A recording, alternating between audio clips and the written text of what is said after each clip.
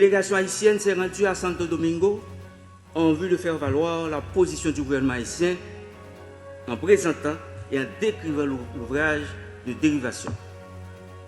Le 27 mai 2021, à la fin de la rencontre, les deux parties ont signé une déclaration conjointe stipulant notamment dans ces considérants: il est établi le droit pour les deux nations d'utiliser les eaux des rivières qui se trouvent dans la zone frontalière de manière juste et équitable. Le 7 juillet 2021, malheureusement, les travaux ont été interrompus avec l'assassinat du président Jovenel Moïse.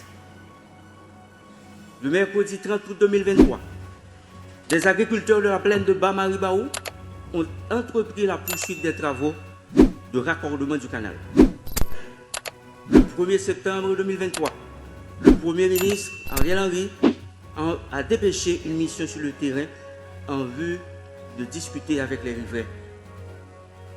Le 8 septembre, le gouvernement dominicain a ordonné unilatéralement la fermeture du poste frontalier officiel de Darabon-Ouanamène. Parallèlement, l'armée dominicaine a fait une démonstration de force en mobilisant des engins lourds sur cette partie de la frontière. Le mardi 13 septembre 2023, les gouvernements haïtiens et dominicains ont décidé de commun accord de se réunir à Santo Domingo à travers la table hydrique binationale de la commission mixte bilatérale afin de trouver une solution juste et définitive à ce différend.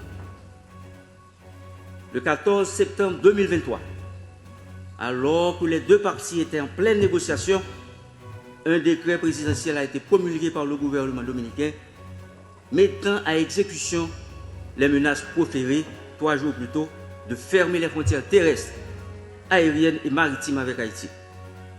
Ces mesures unilatérales ont amené la délégation haïtienne à mettre fin aux négociations bilatérales en cours.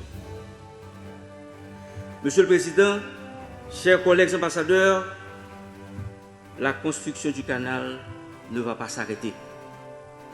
En regard de la topographie de la rivière Massacre, d'une part, ainsi que de la lettre et de l'esprit de l'article 10 du traité du 20 février 1929, d'autre part, le gouvernement haïtien clame son droit d'utiliser de manière juste et équitable les eaux de la rivière Massacre, rivière frontalière et successive, alimentée par des affluents des deux pays.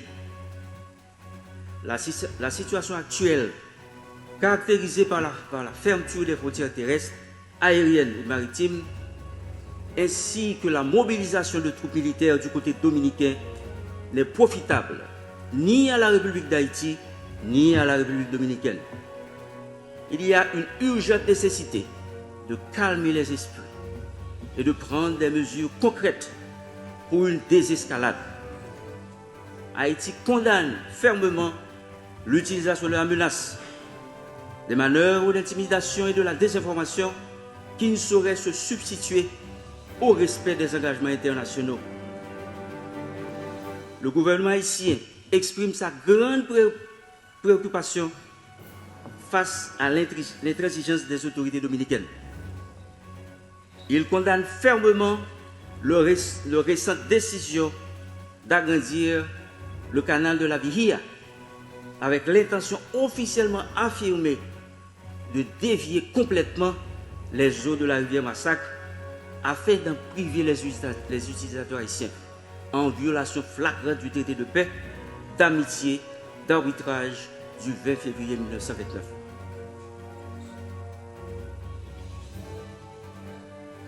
Monsieur le Président, la construction du canal ne va pas s'arrêter. La République dominicaine doit reconnaître le droit des deux pays à utiliser de manière juste et équitable les ressources en eau partagées de la rivière Massacre, conformément aux termes de l'article 10 du traité de paix, d'amitié et d'arbitrage du 20 février 1929 et aux normes internationales en la matière. Le problème actuel concernant la rivière Massacre, sans sous-estimer les conséquences de sa gestion irrationnelle, paraît être un dossier mineur et une distraction par rapport aux grands défis communs auxquels doivent faire face les deux pays, car les voies de résolution claires et précises sont déjà prévues dans le traité subventionné. Monsieur le Président, la construction du canal ne va pas s'arrêter.